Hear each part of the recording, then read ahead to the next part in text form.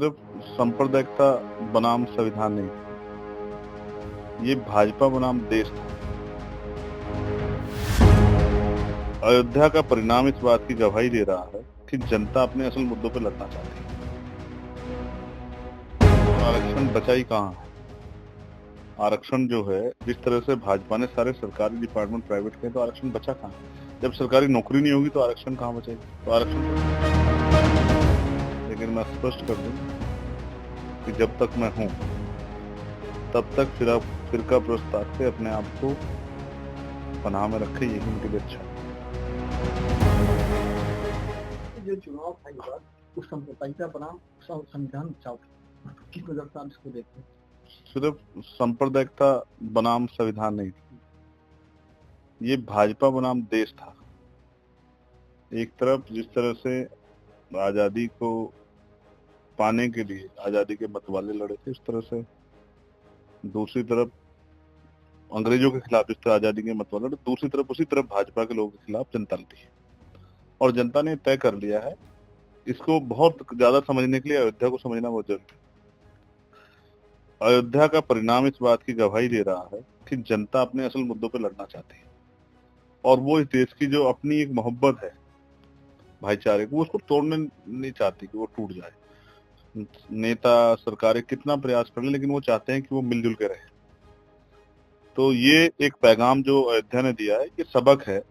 वो लोग जो धर्म की राजनीति करते हैं, वो लोग जो डिक्टेटरशिप करते हैं, वो लोग जो जुल्म करते हैं, वो लोग जो किसी को सता के खुश हैं, उन सबको ये पैगाम है कि दुनिया में जितने भी धर्म है, और उन धर्म को मानने वाला कोई भी व्यक्ति नफरत नहीं चाहता। आरक्षण भी बड़ा मुद्दा था इस बात में। यस। और आरक्षण बचा ही कहाँ है। आरक्षण जो है, जिस तरह से भाजपा ने सारे सरकारी डिपार्टमेंट प्राइवेट किए, तो आरक्षण बचा कहाँ। जब सरकारी नौकरी नहीं होगी तो आरक्षण कहाँ बचेगी। तो आरक्षण तो झुंझुना बन गया। इसलिए जनता में, दलित पिछड़े वर्ग में इस बात का बहुत बड़ा गुस्सा था कि बीजेपी उनके भविष्य से, उनके आने वाले बच्चों के भविष्य से और उनके अधिकारों से खिलवाड़ कर लिया। तो उन्होंने उनको सबक सिखाया, और मुझे विश्वास है आने वाले समय में ये लगातार जारी रहेगा, क्योंकि भाजपा का जो चरित्र है वो अब जनता पहचान गई है। स्पेशली दलित पिछड़े आदिवासी वर्ग के लोग, वो इनसे अच्छी तरह से खबरदार होंगे कि इनको ज्यादा ताकत देने का मतलब है अपने बच्चों का भविष्य बर्बाद करना। नगीना सीट ने एक प्रदेश को, देश को एक नगीना किया। आप पास एक आप पर बड़ी जिम्मेदारी हो गई, कैसे संभालेंगे आप, कैसे आप लोगों की उम्मीदों पर? मेरे कंधे देखो, मजबूत है नहीं। जी बिल्कुल। तो मैं इन कंधों पे इस मिशन को पार करने के लिए अपने साथियों के साथ आगे बढ़ूं। और मेरे लिए जंग के मैदान जैसा, मैंने झुकना नहीं सीखा, मैंने पीछे हटना नहीं सीखा। यहाँ तक कुदरत ने मुझे तैयार किया जिम्मेदारी के लिए, और आगे वही मुझे तैयार करेगी आगे की जिम्मेदारी के लिए।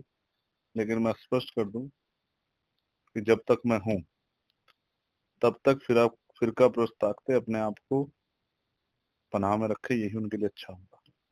क्योंकि अगर वो किसी पे जुल्म करेंगे, कमजोर पे, मजलूम पे, तो उसका फिर उनको चमचगित का मुकाबला करना पड़ेगा।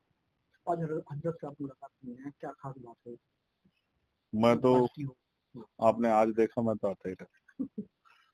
मैं आता रहता हूँ, क्योंकि कभी कभी ऐसा होता है कि जब आप कुछ भी अच्छा कदम उठाएं या किसी अच्छी दिशा में बढ़े, तो अपने बड़ों से उस पर चर्चा कर लेनी बहुत जरूरी होती है। तो हम चर्चा करने के लिए आए, क्योंकि उनकी दुआओं से, उनकी जो है प्यार से हम एक बड़ी लड़ाई जीते हैं, और आने वाली लड़ाइयाँ भी हमें जीतनी है। सिर्फ हम यहीं तक की लड़ाई नहीं लड़ रहे हैं, एक बहुत बड़ी लड़ाई मजलूमों के इत्तेहाद, मजलूमों की एकता की।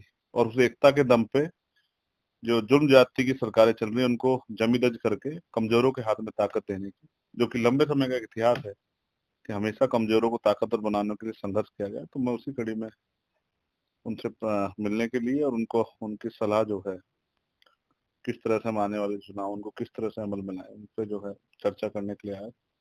पहले की तरह आज भी उनका प्यार मेरे साथ है, और मुझे विश्वास है कि इस प्यार की ताकत से हम लोग इस लड़ाई को और मजबूत से लड़ेंगे।